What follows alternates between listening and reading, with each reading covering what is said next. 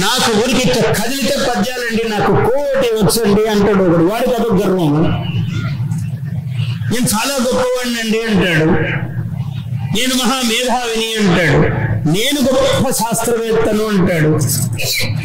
భగవంతుడు అనుగ్రహిస్తే నీ శాస్త్రము గొప్పది, భగవంతుడు అనుగ్రహిస్తే నీ పాండిత్యము గొప్పది, భగవంతుడు అనుగ్రహిస్తే నీ పదవి గొప్పది, నీ ఆరోగ్యము గొప్పది అనుకుంటున్నాం మనం కూడా.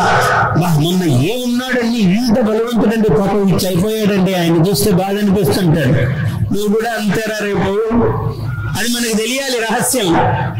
అట్లా అందరినీ ఇదంతా ఒక పెద్ద గర్వం ఉంటుంది మానవుడికి. ఈ గర్వము దరిచేరరాదు. అందుకని మోషకాసురుణ్ణి అనేవాడిని చంపాడు ఆయన. చంపి, అయ్యా స్వామి నన్ను వాహనం చేసుకోండి, నేను కూడా మీ పాదాల దగ్గర పడుంటానని అడిగాడు. గర్వం తగ్గి సరే పోరా అన్నాడు. ఆ మూషకాసుర భంజనం చేశాడు. అందుకని గణపతికి మూషకము, ఎలుక వాహనము. బాగుంది.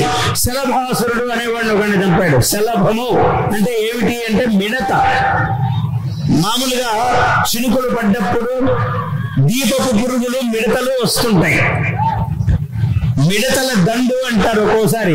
అబ్బాబ్బాబ్బా వాళ్ళేమిటండి మిడతల దండులాగా వచ్చారు. ఇప్పుడు అన్ని సామెతలు పోయినాయి, ఎవరు సామెతలు వాడేవాళ్ళు లేరు. మిడతల దండు అన్నారంటే గుంపులో ఆకుపచ్చగా ఉంటుంది మిడత. కాళ్ళు ఇలా పెట్టుకుని ఒక వికృతమైన రూపంతో ఉంటుంది మిడత.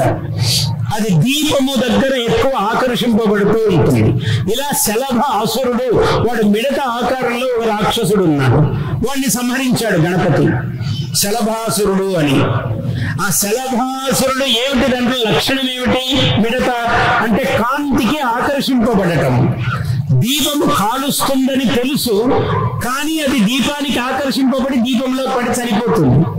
చూసారా, లోకంలో ఆకర్షణ చాలా ఉంటాయి. ఆ ఆకర్షణకు మనం పోయి పడ్డామంటే అంతే సంగతి, అది మనల్ని కాల్చేస్తుంది. ఈ ఆకర్షణ నుంచి తప్పించుకోవాలంటే ఏమిటి? మనకు ఆకర్షణ గణపతి కావాలి. మనకు ఆకర్షణ నీకు ఇష్టదైవం. అమ్మవారు ఉంటే అమ్మవారు, చెంగాలమ్మ ఉందనుకోండి, చాలా గొప్ప గ్రామదేవత. గ్రామదేవతలను పూజించడం చాలా ముఖ్యం. నువ్వు ఎంత పండితుడైనా సరే గ్రామదేవతను పూజించాలి. గ్రామదేవతలను పూజించకనే అన్ని అనర్థాలు వస్తున్నాయి మనకు. నువ్వెంత గొప్పవాడివైనా గ్రామం దాటేటప్పుడు, గ్రామం ప్రవేశించేటప్పుడు గ్రామదేవతకు నమస్కారం పెట్టాలి.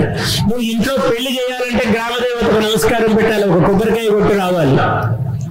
నువ్వు ఎంత గొప్ప పని చేసినా మొదట గ్రామదేవతకు నమస్కారం పెట్టాలి. అప్పుడు ఆమె అనుగ్రహిస్తుంది. నీకు ఏ రోగాలు లేకుండా, ఏ ఈతి బాధలు లేకుండా నిన్ను గొప్పగా కాపాడుతుంది. ఇది ఒక బొడ్రాయి ఉంటుంది, ఏమి లేదు ఆ రాయి, అందులో దేవత ఉంది. నువ్వు పూజించాలి, నీకు ఆ గౌరవం ఉండాలి. ఏముందిలే అని తొక్కుకుంటూ పోయావు అనుకో, రేపు ఆ రాయే నీ నెత్తిన పడుతుంది. పడినప్పుడు నీకు జ్ఞానం వచ్చినా ఉపయోగం లేదు. ఇట్లాంటి కథలు మనకు గణేశ పురాణంలో కొల్లలు చెప్తారు. అంటే వాడికి గర్వము చేత దేన్ని లెక్క చేయడు, కానీ మొత్తం గర్వం దిగి మళ్ళీ గణపతి పాదాల దగ్గరకు వస్తాడు వాడు. Please subscribe to our YouTube channel. Like and share this video.